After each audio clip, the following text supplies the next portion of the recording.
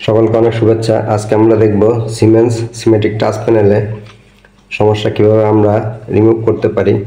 আমাদের যে symmetric panel touch প্যানেলটা এটা প্যানেলে লাগানো ছিল এবং এটার ডিসপ্লে ইউনিটে কোনো কিছুই দেখা যাচ্ছিল না, ফলে আমাদের প্ল্যান্ট চালানো সমস্যা হচ্ছিল।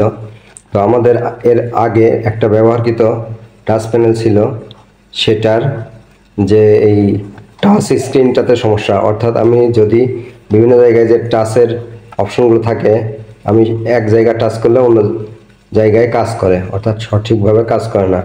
তা আমরা সেই দুইটা সিমেট্রিক এইচএমআই থেকে আমরা একটা ভালো করতে পারি কিনা, সেজন্য আমরা এটা খুলে এর যে কার্ডগুলো আছে সেটা আমরা চেঞ্জ করে দেখব।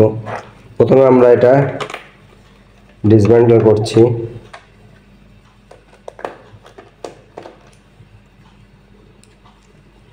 আমরা এটা ডিসমেন্টল করে দেখব যে এখানে আমরা এটা খুললাম। এখানে আমাদের যে কানেকশনগুলো আছে, এটা হলো পাওয়ার সাপ্লাই, এটা আমরা খুললাম। এটা আমাদের নব, আমরা এটা খুলছি, এটা আমরা আউট করলাম। এটা আমাদের টাচ স্ক্রিন। এখানে যে সার্কিটটা, এটা টাচ স্ক্রিনের এই সার্কিট, এটাতে কাজ করবে। এখন আমরা এটা খুলব।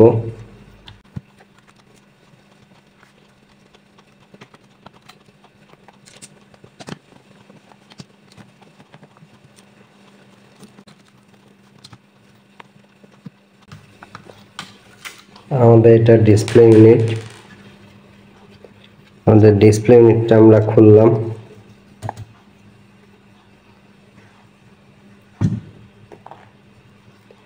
আমাদের ডিসপ্লে ইউনিটের সমস্যা ছিল, এটা আমরা পরিবর্তন করলাম এবং এটা এভাবে আমাদের খুলে, যে আমাদের নতুন যেটা এটার ডিসপ্লে ইউনিটটার সমস্যা ছিল, আমরা নতুন ডিসপ্লে ইউনিট যেটা ছিল সেটা পুরাতনটার, এটা হলো নতুন ইউনিটের নিউ ওয়ান। তো এটাতে সমস্যা, যার কারণে আমরা পুরাতন ইউনিটটার যে ডিসপ্লে ছিল সেটা আমরা ব্যবহার করেছি এবং এই যে টাচ প্যানেল, এটা টাচ ইউনিট যেটা, এটা আমরা পুরানোটার ইউজ করেছি। এভাবে করে আমরা কমপ্লিট একটা ইউনিট তৈরি করতে পেরেছি। আর এটা হলো আমাদের সিপিইউ, যেটা মাদারবোর্ড, এটা ঠিক আছে, এটাতে কোনো সমস্যা নেই। আমরা এটা এইভাবে যে খুললাম, কিভাবে খুলতে হয় এবং কিভাবে লাগাতে হয় এটা আমরা দেখালাম। তো আমরা এবার এটা আবার ইনস্টল করব। আমাদের এই যে ডিসপ্লে ইউনিট, এটাতে সমস্যা ছিল, অর্থাৎ আমাদের এই যে এটা হলো আমাদের টাচ প্যানেল, টাচ প্যানেলের যে সার্কিট, এটাতেও সমস্যা এবং একইভাবে নতুন যে এইচএমআই ছিল সেটার এই ডিসপ্লে ইউনিটের সমস্যা।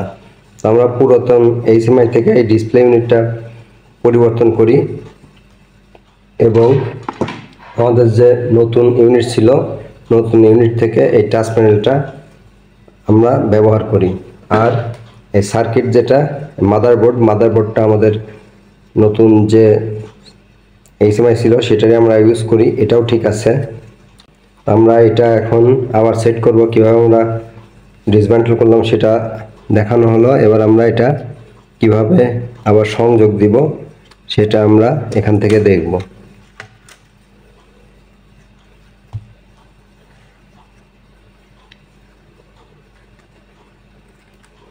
আমরা এটা সেট করলাম। এই যে আমাদের ডিসপ্লে ইউনিটটা এখানে আমরা সেট করে নিলাম। এখন এই স্ক্রুগুলা এখানে লাগিয়ে নিব। আর এখানে যে আমাদের কেবল এর মধ্যে ছিল, আমরা সেটা এখান থেকে এভাবে আমরা সেট করে দিলাম। এখন আমরা এটা পজিশন মতো আবার লাগিয়ে দিব।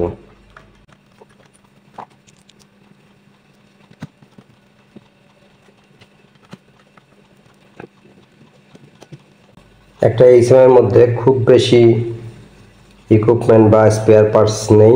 টাচ স্ক্রিন, ডিসপ্লে ইউনিট এবং মাদারবোর্ড এখানে আমরা দেখতে পেলাম। কাজেই এইসব স্পেয়ার পার্টস যদি আলাদাভাবে সংগ্রহ করা যায় সেম মডেলের, তাহলে কিন্তু আমাদের এইচএমআই কোনো সমস্যা হলে সেগুলো আমরা মেরামত করতে পারি।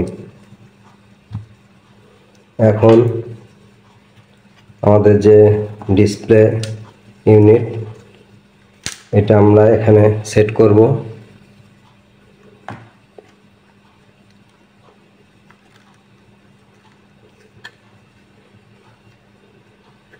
আমাদের এটা এই সাইডে ছিল,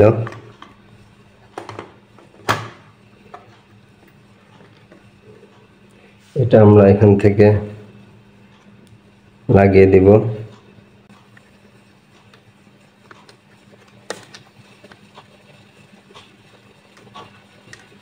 এখানে আমাদের যেমন আমাদের এটা লক আনলক করা আছে, এখন আমরা কেবলটা দিলাম, এটা লক করে দিলাম।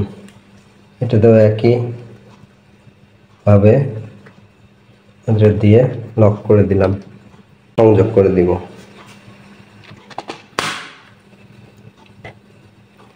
আমাদের যে স্ক্রুগুলো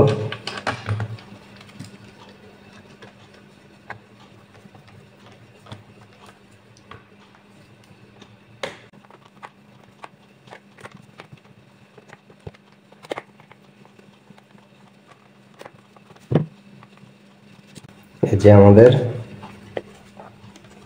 এইচএমআই যেটা, সেটা আমরা কিন্তু ডিসমেন্টল করেছিলাম এবং এটা কিন্তু আমরা এখানে আবার সংযোগ করে দিলাম। আর এটার মডেল হলো, এই যে এখানে মডেল আছে, এটার 6AV6 642 0A11 এটা হলো সিমেন্স টাচ প্যানেল TP177A।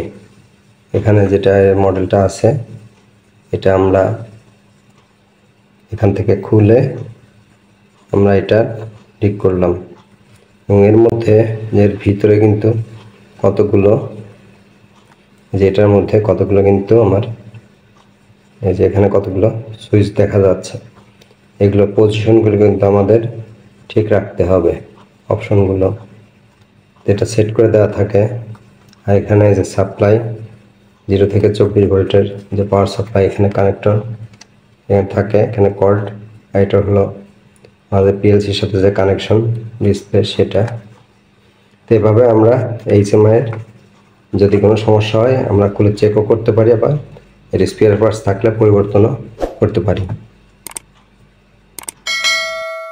এবার আমরা এইচএমআই এ আলাদাভাবে 24 ভোল্ট ডিসি পাওয়ার সাপ্লাই দিয়ে দেখব যে এটি সঠিকভাবে কাজ করে কিনা। আমরা পাওয়ার সাপ্লাই দিলাম, দেখছি যে আমাদের ডিসপ্লে অন হয়েছে, যেটা আমাদের সমস্যা ছিল। এইচএমআই এর ডিসপ্লে কাজ করছে এবং ইনিশিয়ালাইজ হচ্ছে, তার মানে আমাদের যে ডিসপ্লেটা পরিবর্তন করলাম সেটা ঠিক আছে।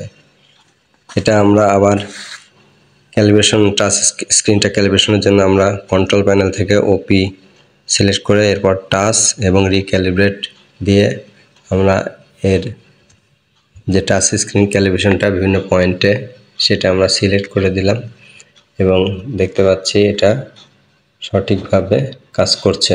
অর্থাৎ আমাদের টাচ প্যানেলটা যে পজিশন ওয়াইজ এটা কিন্তু অ্যাক্টিভেট হচ্ছে। আমাদের যে আগের সমস্যা ছিল সেই সমস্যাটি এখন দূরীভূত হলো। আর আমরা তদুপরি এর টাচ প্যানেলের ব্রাইটনেসটা চেক করার জন্য আমরা এর ডিসপ্লে অপশন থেকে এর যে আপ ডাউন ব্রাইটনেস, সেখান থেকে আমরা এই ব্রাইটনেসের এই যে আপ ডাউন এই দুইটা প্রেস করে আমরা ব্রাইটনেসটা দেখব যে কম বেশি হয় কিনা। আমরা যখন আপ প্রেস করলাম ধীরে ধীরে এর ব্রাইটনেসটা বাড়লো এবং একই সাথে ডাউন প্রেস করাতে আবার ব্রাইটনেসটা কমে গেল। তার মানে আমাদের স্ক্রিনটা কিন্তু সঠিকভাবে কাজ করছে এবং এইচএমআইও ঠিক রয়েছে। এভাবে আমরা ডিসপ্লে ইউনিট এবং টাচ স্ক্রিন যেটা দুটোই কিন্তু পরিবর্তন করতে পারলাম। যদি আমাদের হাতে স্পেয়ার থাকে অথবা আমরা যদি স্পেয়ার সংগ্রহ করতে পারি তাহলে আমাদের এই সব পার্টসের সমস্যা হলে আমরা এগুলো পরিবর্তন করতে পারি। পরবর্তীতে আমরা সরাসরি এর যে সফটওয়্যারে ঢুকে স্টার্ট দিয়ে এটা আমরা দেখলাম যে এটা ঠিক হয় কিনা। সেটা দেখার জন্য আমরা এর যে পাওয়ার সাপ্লাইটা আবার আমরা বন্ধ করলাম, 24 ভোল্ট পাওয়ার সাপ্লাই অফ করে এরপরে আবার পাওয়ার সাপ্লাই সংযোগটা দিলাম। সংযোগ দেওয়ার পরে আমাদের এই যে এখানে এইচএমআই ডিসপ্লে এখান থেকে ইনিশিয়ালাইজ হলো। এখান থেকে ইনিশিয়ালাইজ হওয়ার পরে এর যে বিভিন্ন কনফিগারেশন বা ডাটা প্যানেল সেটাতে আমরা ঢুকে দেখব যে এটা সব কিছু ঠিক আছে কিনা। আমরা স্টার্ট বাটন প্রেস করলাম এবং আমরা এইচএমআই দেখতে পাচ্ছি আমাদের যে স্ক্রিনটা সেটা সঠিক রয়েছে এবং এটা যেহেতু আমরা ক্যালিব্রেশন চেক করছি অর্থাৎ এটা পিএলসির সাথে সংযোগ নেই, সেজন্য এই ডাটাগুলো কিন্তু দেখাচ্ছে না। আমরা আবার প্যানেলের সাথে সংযোগ করে এটা চেক করব। তা আমাদের পিএলসিটা পাসওয়ার্ড প্রোটেক্টেড, সেহেতু আমরা এখানে এই এইচএমআই পাসওয়ার্ড প্রোটেক্টেড থাকাতে এইচএমআই আমরা পাসওয়ার্ডটা দিলাম। এখান থেকে পাসওয়ার্ড দেওয়ার পরে আমরা ওকে দিলাম এবং দেখা যাচ্ছে এটা আমাদের পাসওয়ার্ডটা অ্যাক্টিভেট হলো এবং এখান থেকে কিন্তু আমাদের যে সার্ভিস এবং এখান থেকে যে ডাটাগুলো সেগুলো সবই ঠিক রয়েছে এবং সঠিকভাবে এইচএমআই এর প্যানেল কাজ করছে। এখন আমরা এটা প্যানেলে সংযোগ করে সেখান থেকে এর ডাটাগুলো দেখব। এখানে এই যে পাওয়ার সাপ্লাই এবং পিএলসির সাথে এইচএমআই যে কানেকশন সেটা এখানে দেয়া হয়েছে এবং একই সাথে এটা আমাদের পিএলসি প্যানেল। এইচএমআইটা এখন সচল রয়েছে এবং এখান থেকে আমরা এর যে ডিসপ্লে এবং ডাটাগুলো সবগুলোই কিন্তু রানিং ডাটা যে আমাদের দরকার সেগুলো কিন্তু এখান থেকে আমরা সরাসরি দেখতে পাচ্ছি। এভাবে আমরা এইচএমআই এর যদি সমস্যা হয় সহজে কিন্তু নিজেরা পরিবর্তন করে আমরা রিপেয়ার করতে পারি, অথবা যদি কোনো একটি এইচএমআই নষ্ট থাকে সেটার স্পেয়ার পার্ট যদি আমাদের অন্য একটাতে কাজে লাগে আমরা সেক্ষেত্রে ইন্টারচেঞ্জ করেও কিন্তু এসব সমস্যার সমাধান করতে পারি। ভিডিওটি যদি ভালো লেগে থাকে তবে অবশ্যই লাইক দিবেন এবং চ্যানেলটি সাবস্ক্রাইব করবেন। সকলকে অনেক অনেক শুভেচ্ছা রইল।